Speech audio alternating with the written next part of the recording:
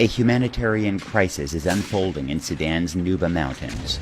Since fighting began here last June, the government of President Omar al-Bashir has massacred, bombed, and starved the Nuba people in the name of quelling an armed rebellion.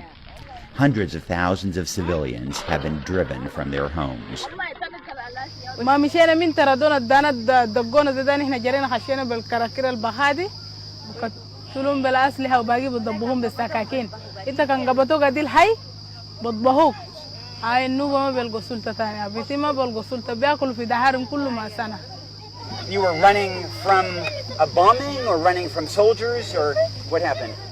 I'm here in a refugee camp talking to Sudanese and hearing horrible stories about government attacks, ethnic cleansing, mass rape. This is the Yida refugee camp in South Sudan, and the people here are Nubans who've been driven out of their homes in stories that are so reminiscent of what began in Darfur in 2003, 2004.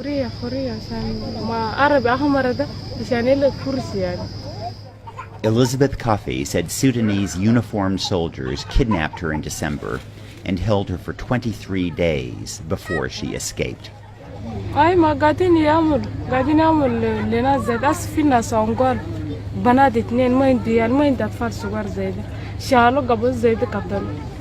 يلا ما واحد ما داري مو سر يلا يتم بسكين يا يتم بسلام ده القصة بتاعنا ده اللي قاعدين يسولين زي أنا شفت بين.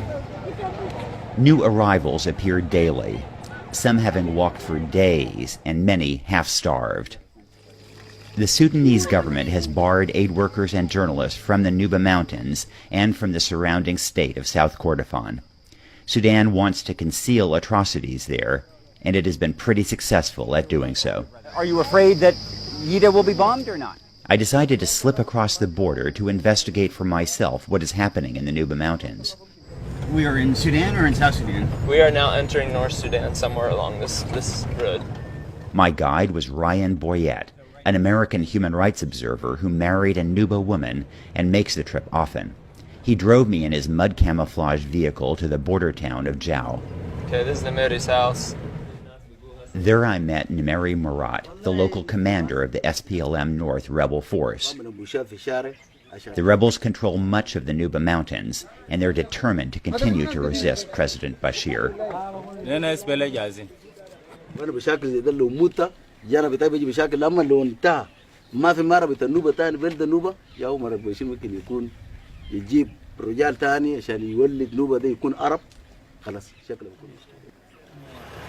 The local rebel commander has approved for us to take this road into the Nuba Mountains. He sent an escort to make sure that we're safe from Sudanese soldiers who were not far from that road. You see the tank tracks? Driving north, signs of fighting were everywhere. In November, Sudanese tanks attacked the town of Dar in an effort to close this road, the last lifeline to rebel-held territory. But the rebels fought them off and kept the road open. Oh, is that the family? Yeah. Still, okay. Sudan controls the air and regularly drops shrapnel-filled bombs right on these rebel areas. So it fell right here and then it did that much damage to the truck. As a result, many Nuba have abandoned their crops and thatched huts to seek refuge in the mountains. Near the village of Tabanya, I found many families hiding in caves. And have you been able to farm some land?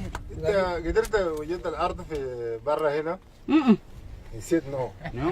Fatna Bilal was cooking the sorghum seed that she had saved for planting, and she worries about her kids. Yeah.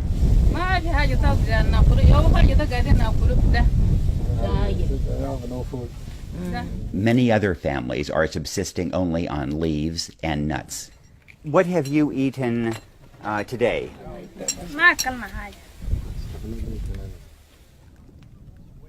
This family appeared to have no food whatsoever. While I was talking with them, the familiar drone of an Antonov bomber was heard overhead. Suddenly, everyone scrambled for cover. I see the bomber up ahead. It's passed over. It's an Antonov bomber, and everybody has taken cover in these caves.